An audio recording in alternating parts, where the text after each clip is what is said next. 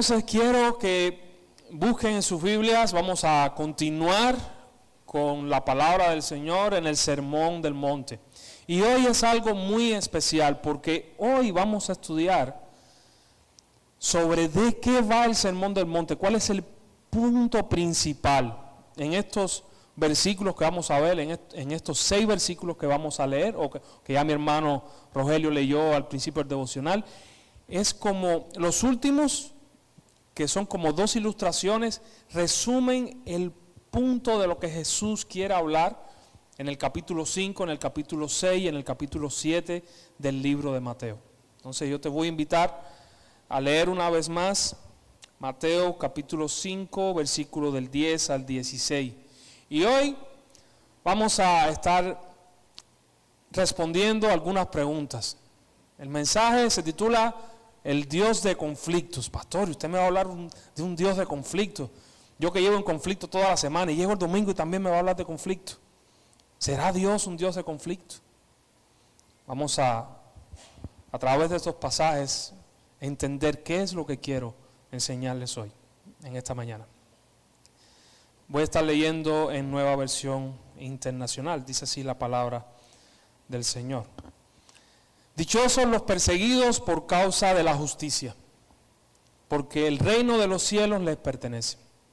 Dichosos serán ustedes cuando por mi causa la gente los insulte, los persiga y levante contra ustedes toda clase de calumnias. Alégrense y llénense de júbilo, porque les espera una gran recompensa en el cielo. Así también persiguieron a los profetas que los precedieron a ustedes. Ustedes son la sal de la tierra, pero si la sal se vuelve insípida, ¿cómo recobrará su sabor? Ya no sirve para nada, sino para que la gente la deseche y la pisotee. Ustedes son la luz del mundo.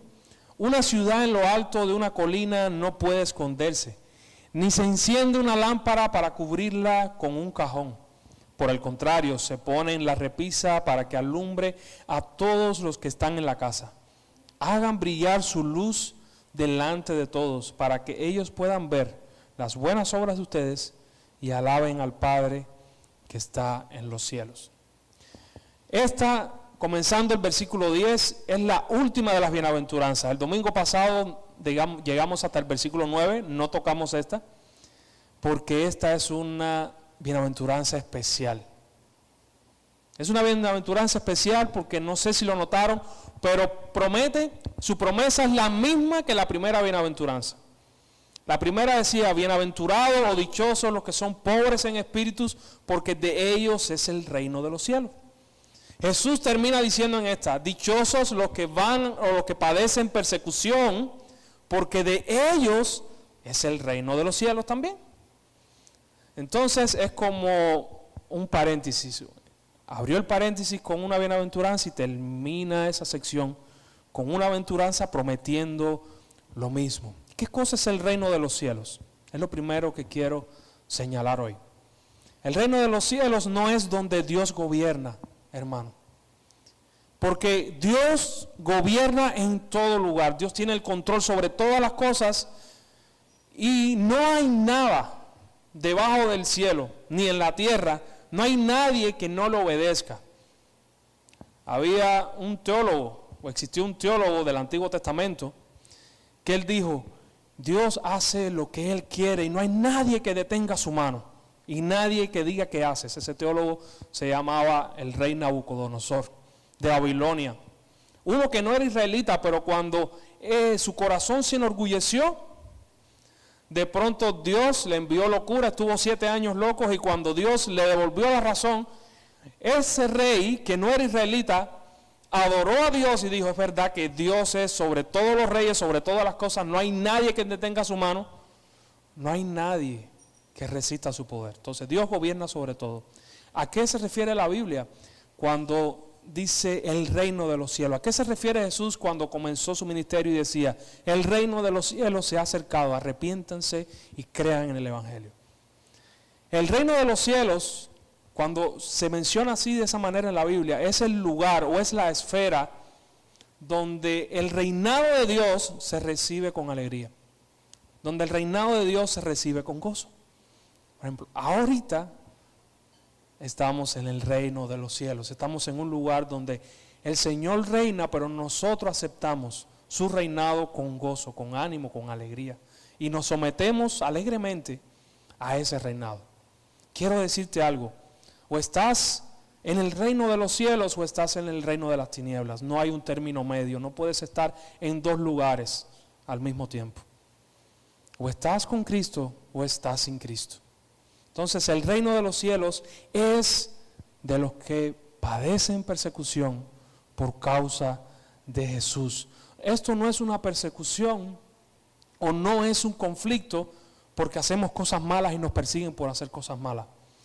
Esto es un conflicto y es una persecución porque hacemos lo bueno. O sea, por hacer lo bueno, muchas veces te van a perseguir.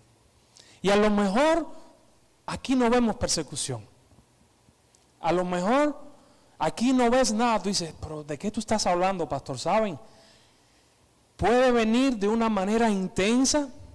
Por ejemplo, en el Medio Oriente a los cristianos sí los persiguen, a los cristianos sí los matan por ser cristianos, por ser creyentes.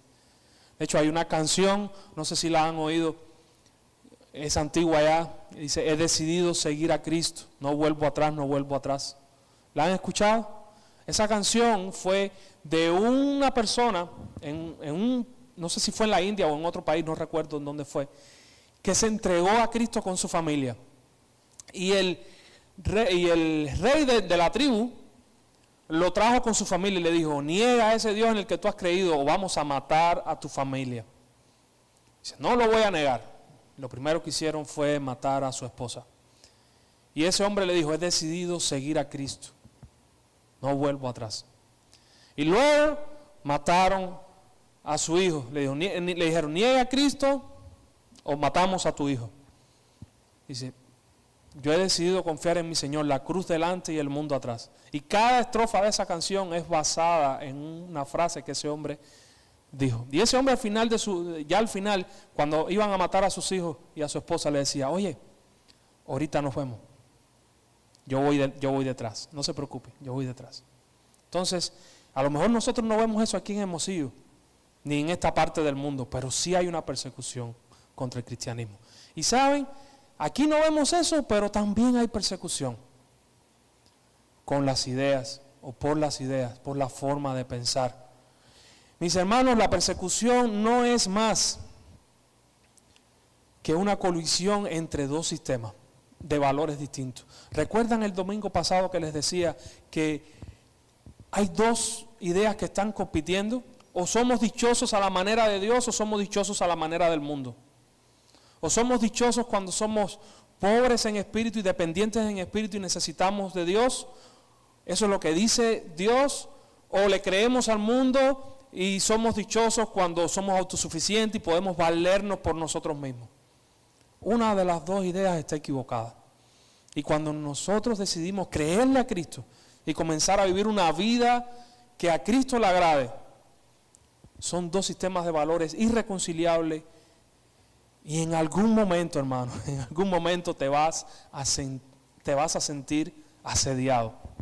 Aunque sea de manera leve, aunque sea de manera subliminal. Es por eso que Dios dice, bienaventurado, dichoso cuando padezcan persecución, no por hacer lo malo, sino por hacer lo bueno, por seguirme a mí. Bienaventurado cuando digan toda clase de mal contra ti mintiendo.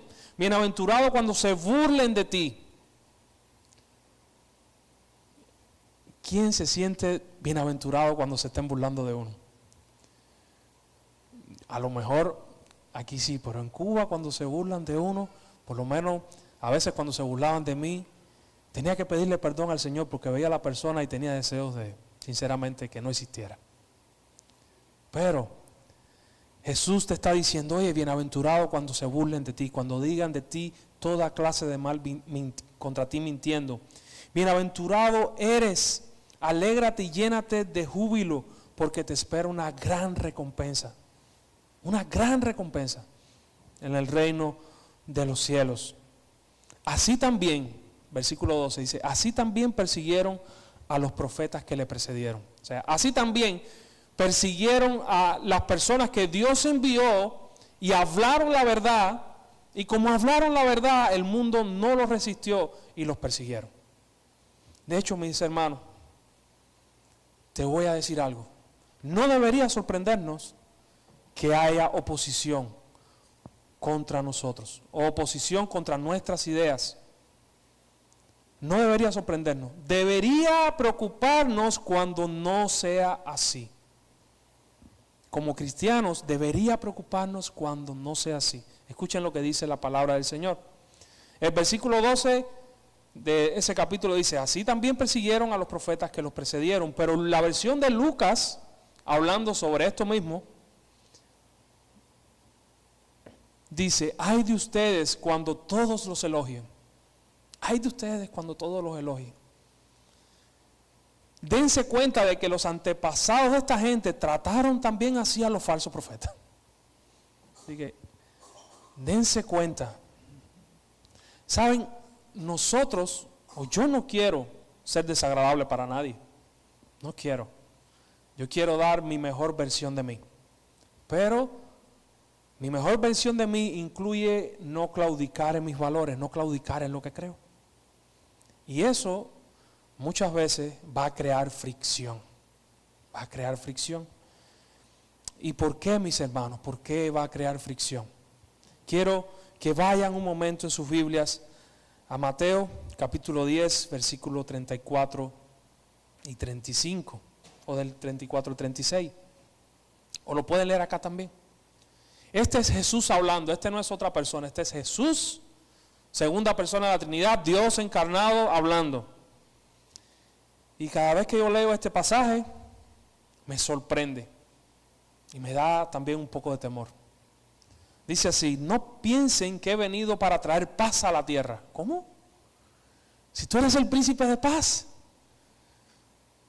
Pero Jesús dice: no piensen que he venido para traer paz a la tierra. No he venido a traer paz sino espada. Espérate, Señor, ¿cómo es esto?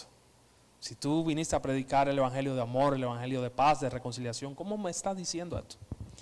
Porque he venido para poner en disensión o en pleito, dice otras versiones, al hombre contra su padre, a la hija contra su madre, a la nuera contra su suegra.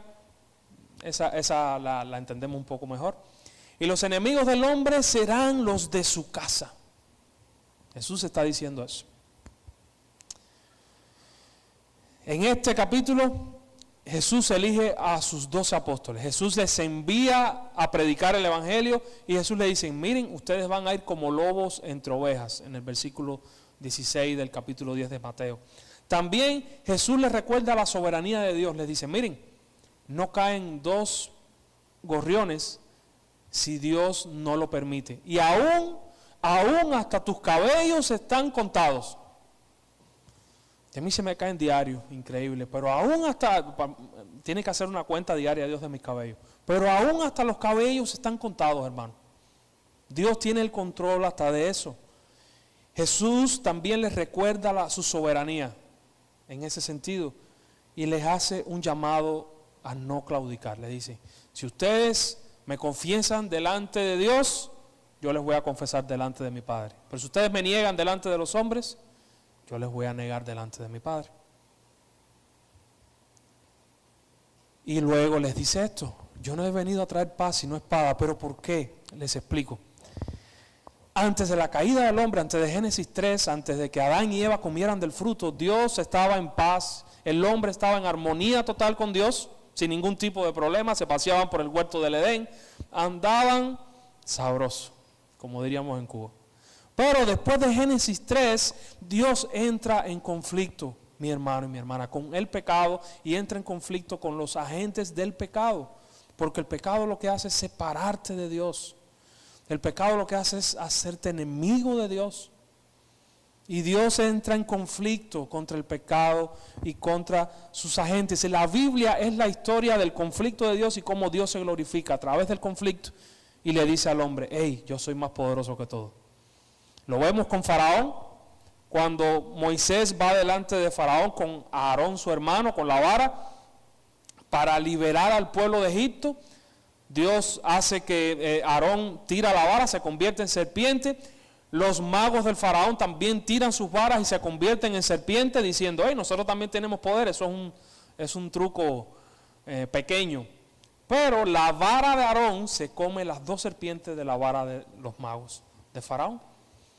Y Dios mismo le dice en Éxodo capítulo 7 a faraón, le dice, hey, yo te he puesto para demostrar en ti mi poder y para que mi nombre sea en ti glorificado. Faraón representaba humanamente el enemigo de Dios. No dejaba salir al pueblo. Y Dios le está diciendo a su enemigo, hey, yo te he puesto a ti para demostrar en ti mi poder. A su enemigo. Y mis hermanos, y Dios va a demostrar su poder en ti, a las buenas o a las malas, pero Él va a demostrar su poder en ti. Tú decides en qué tren quieres montarte.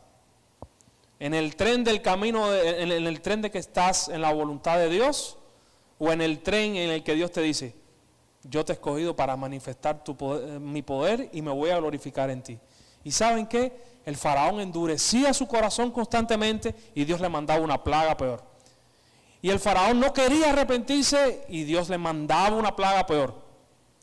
Y al final, mi hermano, el faraón nunca se arrepintió. Él endurecía, él veía la obra de Dios y endurecía su corazón cada vez más. Y eso es solo un ejemplo. Cuando leamos toda la Biblia, toda la palabra de Dios, conflicto tras conflicto, situación tras situación, siempre los enemigos de Dios intentan destruir la idea de Dios y destruir a Dios a través de destruir a su pueblo. Pero Dios siempre se encarga de preservar a su pueblo y salvarlo. Aunque el pueblo en ocasiones tiene que pasar dificultades. Y el mayor conflicto que pasó en la historia fue el de Jesús. Dios no se quedó en el cielo, sino que Él vino, se embarró las manos, tomó forma de hombre. Mis hermanos, y desde que Jesús puso un pie en la tierra y comenzó su ministerio, tuvo 3 años prácticamente de conflicto. En sentido de persecución, se burlaban de Él, los fariseos y todos sus enemigos. ¿Y cómo terminó? Terminó crucificado y las personas burlándose, sus enemigos burlándose de Él. Si tú eres el Hijo de Dios, baja de esa cruz, sálvate a ti mismo. Los ladrones que estaban al lado de Él, los dos, ambos, aunque uno después le reconoció, decían, hey, si tú eres el Hijo de Dios, baja de la cruz y sálvate a ti mismo. Se burlaban de Él. Pero ¿saben qué? La historia no terminó ahí, porque Jesús resucitó al 3er día y demostró, yo soy más grande que todo. Y resucitó, ¿saben para qué? Y ascendió, ¿saben para qué? Para que tú y yo hoy estemos aquí y seamos parte suya, la parte del conflicto vencedora, parte de su pueblo. Él vino para eso, para rescatarnos, para rescatarte.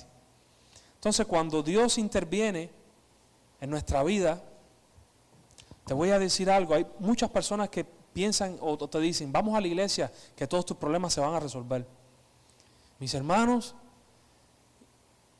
y probablemente cuando entres a la iglesia vas a tener más problemas porque vas a comenzar a luchar con cosas que antes no luchabas. Pero ¿saben cuál es la diferencia? Que sin Cristo estás sin esperanza. Sin Cristo estás sin poder para vencer aquello que te está afectando. Sin Cristo estás encadenado a repetir los mismos errores una vez tras vez. Pero si tú pones tu confianza en Cristo, si tú de verdad te entregas a Él, aunque estés sufriendo, vas a tener gozo, vas a tener paz. Si tú te sometes a Él, vas a poder romper cadenas que no has podido romper en tu vida. Es solo confiar y decirle, no hay que hacer nada, no hay que entregar nada, solo entregarte tú y decir, Señor, yo quiero cambiar, yo quiero caminar contigo. Rompe esto en mi vida. La Biblia es la historia del conflicto de Dios con el hombre, un conflicto que va a tener un fin. Y ese fin es Dios venciendo todo mal. Pero el pasaje de hoy no solo se queda ahí en la persecución. Bienaventurados los que son perseguidos, sino que también dice algo, que nosotros, los que hemos creído en Cristo, somos sal y somos luz del mundo. Mi hermano, Nosotros somos, el pasaje no dice que nosotros somos la miel del mundo, dice que somos la sal de la tierra. No somos miel, somos sal. Algo que da sabor y algo que en aquel momento preservaba de la corrupción. Tú y yo estamos llamados a ser alguien diferente al mundo. Tú y yo estamos llamados de cierta manera a que donde estemos nosotros, ser un agente que preserve, el amor, que preserve la verdad, ser un revolucionario de verdad, pero un revolucionario de amor, de paz, de gozo, no de otro tipo, sino de ese. Nosotros somos la sal de la tierra. Ahí está el mar de Galilea, a un lado, y el mar muerto al otro lado. El mar de Galilea, en la Biblia se menciona muchísimo, es un mar lleno de vida, lleno de peces, se hicieron pescas milagrosas en ese lugar, hay vida. Y el mar muerto, como su nombre lo indica, está muerto. Está muerto. ¿Y saben por qué? Porque hay tanta concentración de sal en ese lugar que no deja que nada viva. ¿Y saben por qué hay tanta sal? Porque no tiene salida. Todo llega, parte del mar de Galilea llega al mar muerto, hay otros ríos que llegan al mar muerto y van arrastrando la tierra, van arrastrando todas esas sales, y cuando llega a ese lugar se estanca y no hay manera de que salga. ¿Qué es la ilustración que quiero darte hoy? No te quedes solo con la sal que ya Dios te ha dado, con la sal que Jesús te ha dado. Mis hermanos, si nos quedamos aquí solos y no tenemos influencia fuera de la iglesia, donde nos rodean, ¿qué vamos a hacer? ¿Vamos a salarnos nosotros unos a los otros aquí? ¿Qué hacemos? No, Jesús te está diciendo, tú eres sal de la tierra, y la sal ayuda a preservar y preservar a un mundo que se está corrompiendo. Esa es la idea, donde quiera que tú te encuentres, en tu casa, en tu centro de estudio, en tu centro de trabajo, tú eres sal. Y Dios quiere, ¿sabes qué? Pueden ser que hayan personas esperando a que tú llegues y le hables, como dice la palabra en Colosenses, una palabra con sal. Colosenses dice, hey, tienen que hablar con sal, redimiendo el tiempo porque los días son malos. ¿Qué quiere decir eso? Que tienes que hablar con amor a las personas, pero tienes que hablar la verdad a las personas, las dos cosas, amor y verdad. La verdad de Cristo, la verdad de cómo funciona el mundo, de cómo son las cosas, conforme a Cristo ha revelado. Si tú te pasas solamente la parte, hablas la verdad solamente sin amor, vas a ser una persona cruel. Conozco personas, al menos en Cuba, dice, yo soy así, soy sincero, digo la verdad, pero no, está siendo cruel. Y si solo te vas para el lado del amor, entonces, ¿sabes qué? Realmente eso no es amor. Imagínate esto, imagínate que hay una persona que es envenenada y que tú tengas el conocimiento para que esa persona se salve, pero en vez de que se salve te sientas al lado de ella y empiezas a pasarle la mano, demostrándole amor. Pero eso no es amor, porque tú sabes que aunque puede ser que tú le digas, mira, la solución está en tal lugar, y esa persona se ofenda, pero si la toma se va a salvar. Entonces el amor que no dice la verdad no es amor, es falso, es hipócrita. Y nosotros tenemos que ser agentes de amor, pero agentes de verdad. Somos la sal de la tierra. Y número 2, somos la luz del mundo también. Como luz del mundo, en Cuba ahorita hay apagones de 12 horas. Ya no son de 4, ni de 6, son de 12 horas. Imagínate 12 horas sin electricidad, de 8 de la noche a 8 de la mañana. Y cuando lleguen las 8 de la mañana, si hay algún transformador que está medio roto y se va, como nos sucedía a cada rato, 4 horas más sin electricidad. Imagínense eso, mis hermanos.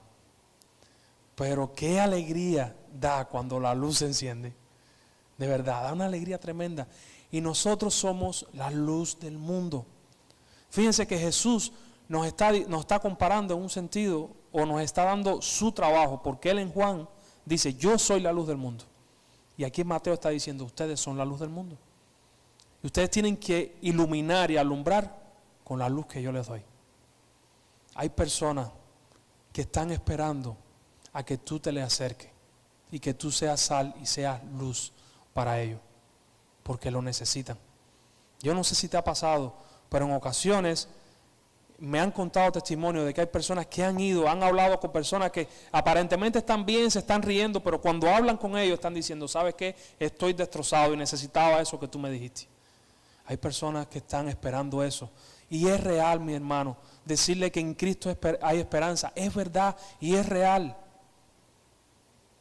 Si tú no lo haces, puede ser que otra persona lo haga, pero puede ser que Dios quiera que seas tú.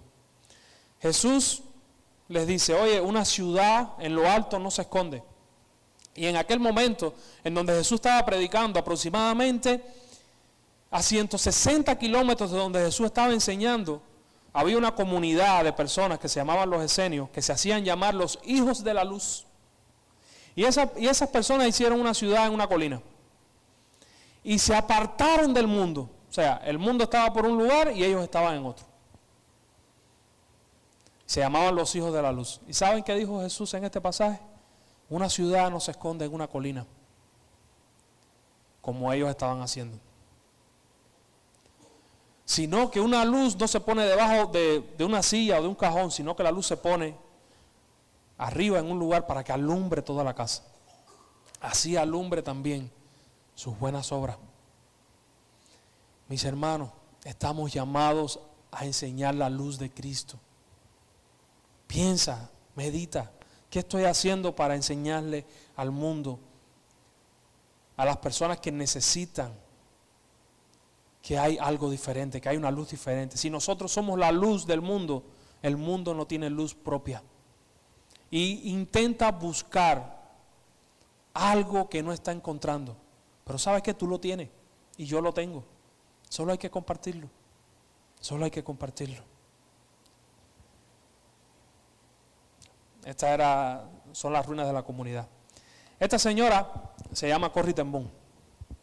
Y casi con esto voy a terminar, aunque hay un meme por ahí que dice que cuando el pastor dice que va a terminar es que le faltan 30 minutos. Esta señora se llamaba Corrie ten Boom. Es una escritora, relojera. Lo que no dice es que era cristiana, de los Países Bajos. Y ella vivió en el tiempo de cuando los nazis estaban atacando a toda Europa y estaba atacando su país.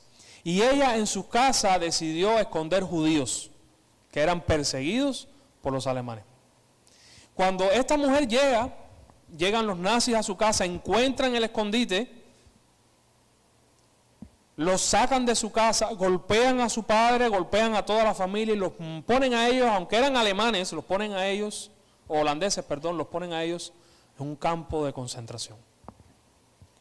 Entonces en ese campo ella se entera que por las heridas que sufrió su padre en la redada, su padre muere. Y en ese campo de concentración, el mismo guardia que las apresó, ese mismo guardia las hacía, el testimonio dice que las hacía desnudarse, hasta ahí llega el testimonio, pero bueno, las hacía desnudarse en un frío terrible, las hacía trabajar forzado. El guardia también golpea a su hermana y producto de esa golpiza hay una neumonía que tenía, su hermana también muere. Y al cabo del tiempo, ya cuando los nazis están perdiendo la guerra, muchas mujeres las llevan a que sean, las iban a asesinar. Ellas dos, mientras estuvieron predicando de la luz y de la sal. Incluso en el lugar, en la barraca donde ellas estaban, para que vean que a veces las cosas que nosotros pensamos como malas pueden ser buenas, en un sentido. Había muchas barracas y en el lugar donde ellas estaban, era la única barraca, o barracón, no sé si entienden, es como el albergue, el único lugar donde habían pulgas. Y los guardias no entraban a ese lugar porque no querían contaminarse con las pulgas. Y eso les daba libertad a ellas para tener Biblias, no las revisaban y podían por las noches hacer cultos y demás, y los guardias no entraban en ese lugar. Muchas mujeres creyeron en Cristo antes de ser asesinadas por su testimonio, porque fueron sal y luz en un lugar difícil. Entonces, cuando ella sale del campo de concentración, a ella no la asesinan, ella se dedica a ir por las iglesias dando testimonio de la obra que Dios hizo en su vida. Y cuando ella está predicando en una iglesia, ella está diciendo todo, cuando termina empiezan a saludarle uno a uno las personas, y ella reconoce un rostro, el último que viene. Y cuando esa persona viene a donde está ella, era ese guardia que había golpeado a su padre, era ese guardia que había golpeado a su hermana, era ese guardia que las había torturado, que por culpa de ese guardia todo el sufrimiento que habían pasado. Y ese guardia llega, al principio el guardia, me imagino que no la reconoció porque le dice, yo no sé si usted se acuerde de mí. Yo fui guardia en ese campo de concentración que usted está diciendo. Y cuando se acabó la guerra, yo tuve que entregarme a Cristo porque tenía un cargo de conciencia tan grande. Y yo no sé si yo le hice algo a usted, pero de todas maneras siento que debo pedirle perdón. ¿Pudiera usted perdonarme? Y le extiende la mano a Cory. Entonces, hermano, yo quiero que tú te pongas en esa situación por un momento. ¿Qué tú hubieras hecho? Tenías delante de ti a la persona que te había torturado, a la persona que de cierta manera había hecho que tu padre falleciera, que tu hermana también falleciera. Y estaba esa persona delante de ti diciendo, ¿podrás tú perdonarme? Mi hermano, eso es un momento de conflicto. Es un momento de conflicto interno. Es un momento de conflicto externo también. Eso es un momento muy, muy difícil, muy intenso. Y en esos momentos tenemos que recordar cosas. Y yo quiero que en esos momentos, cuando lleguen a tu vida, tú recuerdes la promesa de Mateo 5:10. Dichoso cuando os persigan por hacer lo bueno, porque de ustedes es el reino de los cielos. Dichoso eres cuando te vayan a perseguir y cuando intenten destruirte porque estás haciendo lo que es correcto, porque grande es tu galardón. Pues el hombre se quedó con la mano, como 1 minuto o 2, cuenta el testimonio, y la mujer, Cory, llorando, con coraje, pero le extiende la mano, lo abraza y le dice, ¿sabes qué? Tú me esclavizaste en ese lugar, pero tú eras esclavo también del pecado. Dame un abrazo. Y hubo perdón. Cory perdonó a ese hombre. Yo no sé si en esta mañana tú hayas tenido una persona a tu lado que te haya tratado de esa manera, o menos, o más, o en tu corazón tengas resentimiento contra esa persona. Pero ¿sabes qué? Esa persona, si no es creyente, esa persona es esclava. Y tú tienes el poder. No es que tú seas el que puedes cambiarlo, sino que tú tienes lo que puedes cambiarlo. Y eso es hablarle la verdad y el amor de Jesucristo, y perdonarlo, y reconciliarte. Dios nos ha dado el ministerio de la reconciliación. Tú eres sal y tú eres luz, y si tú no lo haces, ¿quién lo va a hacer?